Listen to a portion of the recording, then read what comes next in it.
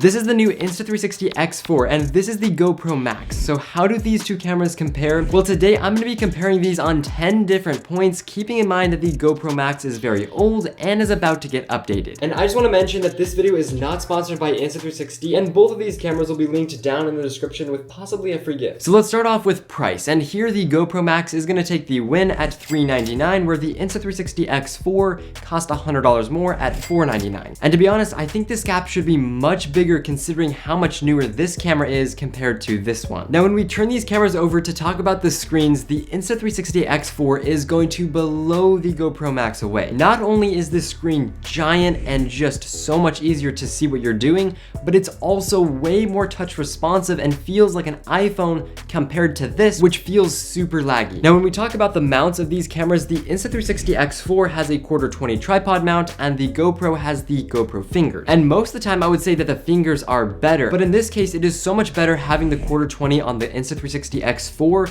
because the stick stays perfectly straight with the camera, allowing you to not have any problems with the stitch line.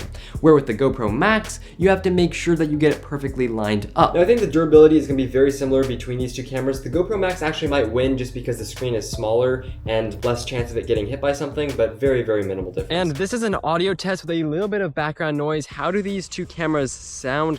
The Insta360 X4 1, 2, 3 and the GoPro Max 1, 2, 3. Now, when we talk about software, there's softwares on the camera and then there's software on the app. And on the camera, Insta360 I really feel is better than the GoPro Max. It's so easy to be able to go down to the settings and change some stuff.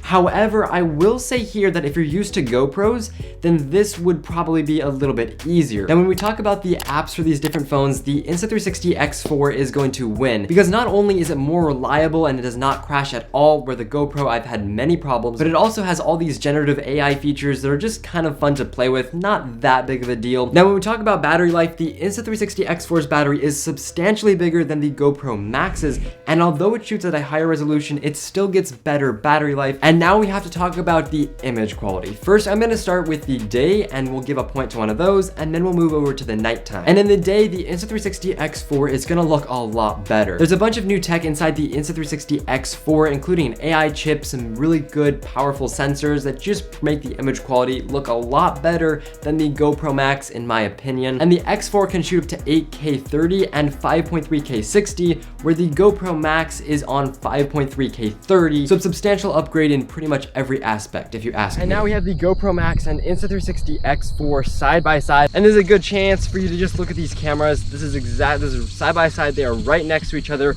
The lens guards are installed. They come with the cameras and they are installed just because I don't want to drop these things and scratch the lenses. But they're both included with the cameras. So this is what you're going to be looking like. And just so you can see it, here is the video in single lens mode, the widest that both of these cameras will do in single lens mode. What do you think of this video? And now when we turn it over to nighttime, the Insta360 X4 again is going to be using that AI chip to help out. 360 cameras are not known for being good at low light. I'm pretty impressed with the Insta360 X4, and the GoPro Max, I actually am kind of surprised at how well it's held on with the image quality considering how old it is. So I'd be really curious to see if GoPro launched a Max 2, how these two cameras would compare then.